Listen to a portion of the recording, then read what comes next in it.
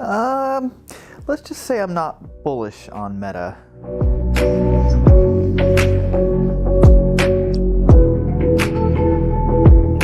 So the first question a lot of people have is why? Why did Facebook change their entire company name to Meta? And now they're focusing on this new metaverse. Seems like kind of a different direction. Well, so what basically happened was that Facebook is analyzing their user base. And what they've noticed is that they are not getting younger users. In fact, a lot of their users are just getting older and older. It's almost more like older people are joining at a higher rate than younger people, which is interesting, but bad for Facebook. And that's nothing against older people, but older people are closer to death, and dead people don't make for very good users. So Facebook looked at the situation and decided we need to pivot.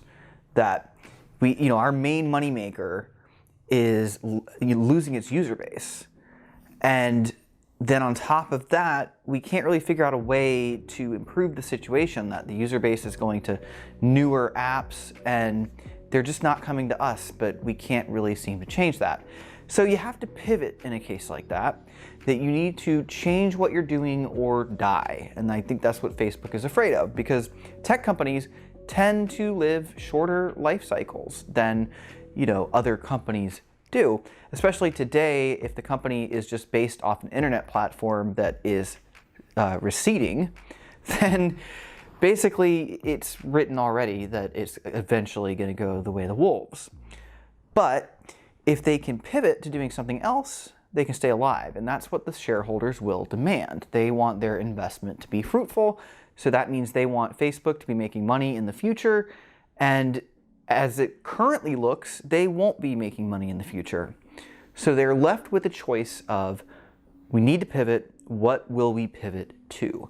So pivots generally work better if they somehow still fit into your niche.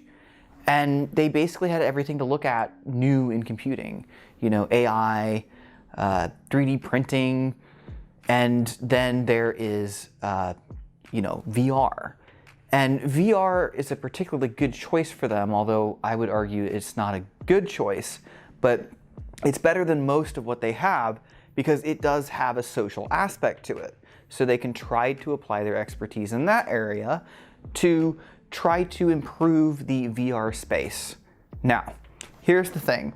I am fairly experienced with VR. This is one of my headsets, this Oculus Rift 2. It's been customized. I've spent some good time on VR. And just if you want to know, I have also tried an Oculus Quest, for a day. And then I haven't tried the Quest 2 yet, but what I've heard is it's not a whole lot better than the Oculus Quest 1. So basically though, why am I bringing this up? Well, I want to try to decide today if Facebook is a worthwhile investment. Now, saying that, I have to say this. This is not financial advice. So I think it's pretty much unquestionable that they're trying this pivot. The real question is, are they doomed, or does it have a decent chance of success? So it's hard to judge this, obviously, because it means predicting the future, but we can kind of look at what's in front of them. So switching from being Facebook to being more of a VR support role and building something new in VR that encompasses their values, that isn't so much of an issue, I wouldn't say. But there are some really big hurdles in VR when it comes to technology. And the biggest thing starts with this. You need to think of where Meta is, or where VR is, or where Meta is with VR, as not being acceptable. Because it's definitely not to investors. They're not pulling in enough money based on this VR stuff now to anywhere close to make up for losing their main business. And so they are going to need over time to change that fact. But here's the biggest issue I have with that. And that's the VR space is kind of what it is today. It appeals to some people. It does not appeal to others. And there are ways of shifting that Meta is going to have to take on moving forward. So The first one is kind of what I just showed you, that we've got these headsets. This is kind of, this is a good example of a modern VR headset. There are some that are a bit smaller, but generally this is what they look like. This one is wired to my computer. Not all are. Some can actually be wireless. So they do get a little bit better than this, but they don't get much better. And those are the big problems I see, that Meta seems to be, they seem to have this intent that the metaverse, or these, online VR worlds that we could live in, will be something that people will kind of more or less do all day, like Facebook. But the problem with that is I've done VR for quite a while, and there are some real limiting factors on that. First of all, what I can show you is this. This is the front of the VR headset, and sorry for the dust that's on it. It's been sitting in a closet for a while. But you can see in the front of this, there is no way to see out. Basically, when you're in a VR system, it isolates you from the world.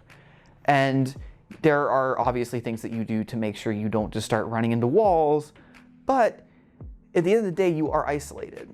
Now, there are certain things in your life that you can't do while you're isolated in this way, like eat dinner, for instance. As of now, if you try to eat dinner in a VR headset, you're gonna have to do it blind and feel your way around. And eating is something you need to do.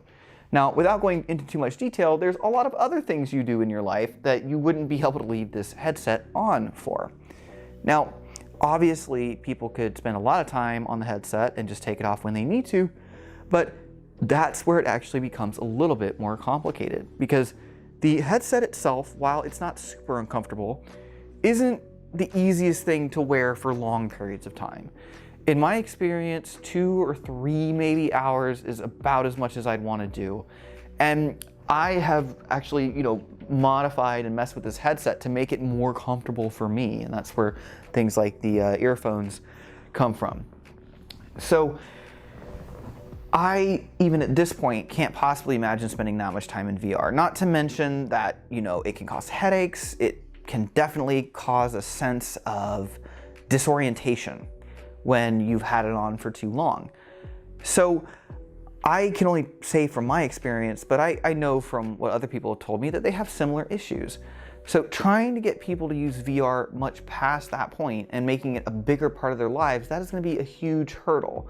Now, I generally tend to think that that's something that could be overcome, that we can make these things more, more streamlined and, a little bit better than they are. But that is kind of the problem that I've got, is I think we can make this thing a little bit better than it is, but there are certain things that I think would be hard to change. For instance, it's a little on the heavy side, so that's one reason that you might not want to wear it for that long. But if you were to cut down on the weight somehow, cut the cord, which we have figured out how to do, then things will be better, a little bit. But that isn't a super easy solution, because let's think about it. So if you cut this cord, that means this thing is going to have to be powered somehow. So that's going to mean a lithium-ion battery in this thing, which will increase the weight behind it. Now, I think the Oculus Quest is actually lighter weight than this, or around the same at most. But that little trick, that little fix of just putting a battery in it, doesn't really do much to solve a lot of the other problems of just how big and bulky this is. And you've got this big thing this size on the front of your face. You get sick of that. Now, if we could make this like a pair of sunglasses that you put on, maybe you put them on charge at night and then you just put them on, they work wirelessly, I could see that really expanding the user base for VR. The issue, though, is how are we going to do that? How are you going to have something with the profile of sunglasses, or at least not much more? Well, that's difficult, because where are you going to put the battery? The battery has to go somewhere. And beyond that, how are you going to project video on something smaller? So maybe these are things we can solve, maybe not. I can easily see making this a little bit lighter, a little bit easier to use, but I have trouble believing anytime soon we're going to be at the point where it's actually better enough to appeal to a different demographic. Now, the second issue, and this is a big one, are these things. So these are the controllers that you use with VR. And you don't have any experience with VR, one of the biggest issues with it is it can't just track your hands. Now, I've seen companies that are working on things like this. I've actually remember seeing them at tech conferences over 5 years ago. But they weren't quite perfect, and they weren't quite good enough to work well. Your hands would glitch out at certain times, and that is sort of not acceptable. Now, you could do something like wear gloves, which would better help the programs track your hands. But here's a bigger problem. How are you going to write your program to be able to deal with somebody's hands? So if you think about a normal video game, it's not that hard. You basically just put a button that you push to open a door, usually E, and they push E near the door and the door opens. Now, if you're going to use your hands, now the game has to calculate, your hand, is it clasped around the doorknob? Is it tight enough? How much does the doorknob weigh? When you pull in this way, how is the door going to move? And this is very difficult to do. This is much more complicated than just pushing a key on your keyboard and door opens in a preset way. So I think adding hand tracking into it might be too taxing on the development side for application developers. Now, I don't know this, but it seems logical, and it's already difficult enough as it is today to develop games and applications for VR. Now, these are not the only problems with VR. A lot of it has to do with what's being sold. So I have seen demos where they are acting like you can have a virtual meeting that is completely like a real-life meeting because you can have your computer in VR. Here's the thing. I've tried this and it doesn't work that well. It's very difficult to type well and use your computer well through VR. Now, of course, if you're a good typist, you can just find your keyboard with your hands and type on the keyboard with your hands. But that's not really what is meant to be done. What's meant to be done is for you to use these controllers and interact with your computer, which I can say is about 2% as productive as just using a computer normally. So a lot of what's being sold here isn't there yet. That's the biggest thing I see with this. And could it get there? Maybe. It's difficult to tell with technology. Right now, I feel like we're kind of on a backslide, that we have chip shortages and turmoil in the world. So that makes people a little bit more defensive when it comes to these tech type areas, that the idea that we're going to have lighter weight, faster technologies in the future is a little bit more of a dream, because not only has it gotten a lot harder, but the world trade environment has made it more difficult to advance. And it's hard enough, honestly, for companies just to stick with doing what they are doing now. In other words, keeping producing the things that they are producing at the rate they were producing them. And that's why we have these shortages. So anyway, that was a side tangent. Basically, I just see a lot of issues with the metaverse. And here's another one I can bring up, that I keep hearing things that Zuckerberg is saying, and I'm not sure how they translate to an actual real product or a real vision for the company moving forward. That they want to do this metaverse, which is a place where you can choose your own avatar and you can walk in and hang out with people. And my question there is, how exactly is that any different than VR chat? Because VR chat is free and it's out there and people use it, the user base uses it. It is pretty cool. You can go in and you can just talk to people, and I know there's ways to kind of build little worlds. So how is Meta going to be that much better than VR chat as a social platform? Maybe Facebook has some tricks up their sleeve. You know, they've done some things with their previous platform, or the one they currently support, that has made socializing on the internet not necessarily better, but a little bit more appealing. So maybe they do have some tricks, but my question still remains, is that how in the world are those tricks going to make it so much better than VR chat? to make people go out and buy VR headsets just to do it. And that I'm not seeing.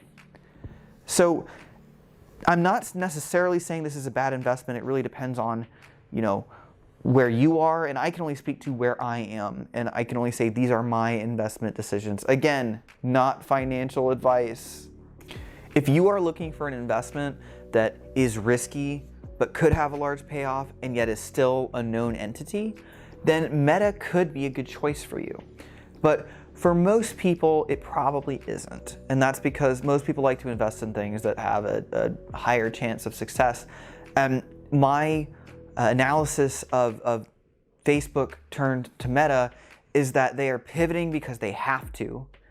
And they are making the best bet they can, although not a good one, on a new area in computing that we aren't really sure how much promise it holds. Now, I will say I think VR holds good promise in the future, but I don't think that it's going to be enough to refill the empty coffers that Facebook is going to be faced with if they can't turn their main business around, being Facebook. Facebook is a quite profitable venture for them, and trying to go into the VR space and make it more profitable enough to where they can make up for that, I just don't see it happening. So again, not financial advice, just my opinion. And if you like this video, please give me a like. If you really like this stuff, please subscribe, and have a good night.